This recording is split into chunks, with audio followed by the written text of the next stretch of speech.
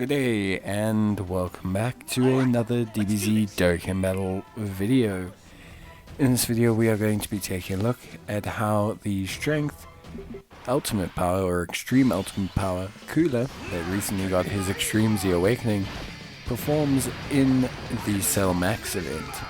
Now the Cell Max event is an incredibly tough event, and as I put as a full disclaimer in the bottom of every video but also at the beginning of every video, measuring how a unit does in the Cell Max event is not the best way to measure how good a unit is. So taking a look at Cooler and seeing him get completely decimated at 55% by Cell Max doesn't prove anything. Cell Max is an incredibly hard unit that has very minimal ramp up time due to the first two phases being incredibly easy. This means that the units that get to the final stage usually don't have enough time to build up their full set of defenses or offenses. What this means is ultimately at the end of the day the unit is underprepared for the final phase, which features the hardest hitting unit in the game. So obviously it is a very tough event. That's why I kind of have to say you can't really fully evaluate a unit based on the Cell Max event. Especially at 55%, the Strength Cooler is going to struggle. Now just to recap Cooler and explain why he has been improved. With his Extreme Z Awakening he gained overall a stats buff increase, but he also gained an improvement to his support capabilities. He is now a 50% support as well when facing only one enemy. This is pretty crucial because Cooler can really boost the overall defenses of the rest of the lineup as well as his own. Cooler also has the ability to launch an additional attack. There's a medium chance of becoming a super attack when the enemy is an attack down on defense down, and Cooler can raise defense. So the thing is Cooler raising defense means that he should, in theory, be able to build defense. Now we're going to see whether at 55% and without link levels being maxed, he can build that defense fast enough to really kind of hang with Cell Max.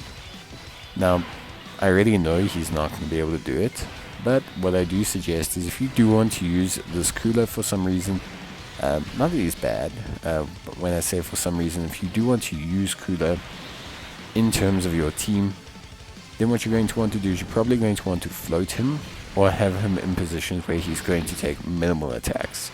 His 50% buff to the rest of the lineup is very huge, and his defense does stack decently, but he will take a lot of damage at 55%. Should he be link level 10 or be rainbowed or with a second dupe or even just a first dupe, then Cooler is a completely different entity, and so he is relatively good. I also think in this event Cooler is actually a lot better in his base form than in his transformed form. The defense gain you gain from transforming is incredibly minimal, and quite frankly the support that you give the rest of the rotation is worth a lot more than the defense gain you actually give the Strength Cooler. Now the one thing about the Cell Max event is obviously there is a physical phase. Cooler obviously assists in decimating this physical phase.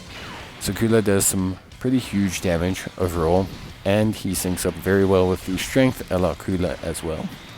So together they can pretty much almost instantly delete the physical phase of Cell Max. Now the thing is, this is actually almost not ideal, because it means Cooler's barely going to be able to stack before he gets to the point of facing the Tech Cell Max, which is a very huge step up between the physical and the tech. So quite frankly, you are probably going to want to keep him in base, and to be also honest, you probably really hope that he and Cooler don't crit during the physical phase, and even then you will still probably beat it in 2 turns minimum. This Cooler is 55%, and between him and the LR final form Cooler, they just basically instantly incinerate the physical phase. There's very little that we can do about it, to be honest. So now we are finally at the tech phase. Obviously you'll notice that Cooler is not on rotation.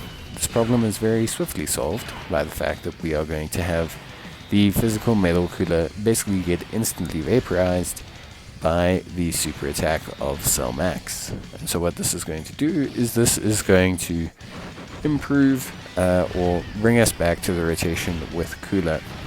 I will do 2 rotations against Cell Max, 1 rotation I will not transform Cooler.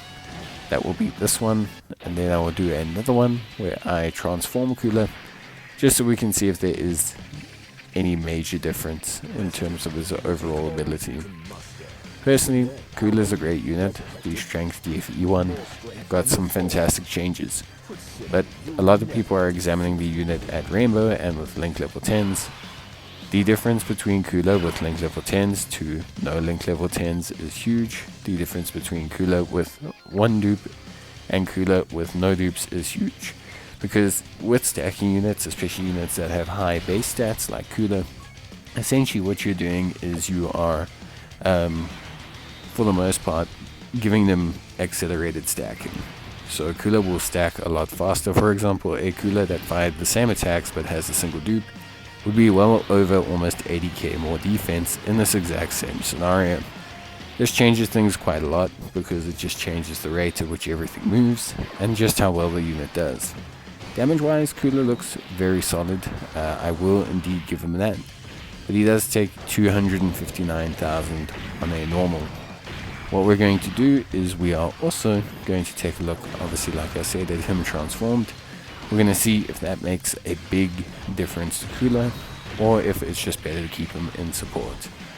Personally, I think it's better to keep him in the base / support mode. Like I said, it's going to beef up the rest of the rotation quite significantly, which will help out the rest of the rotation quite a lot.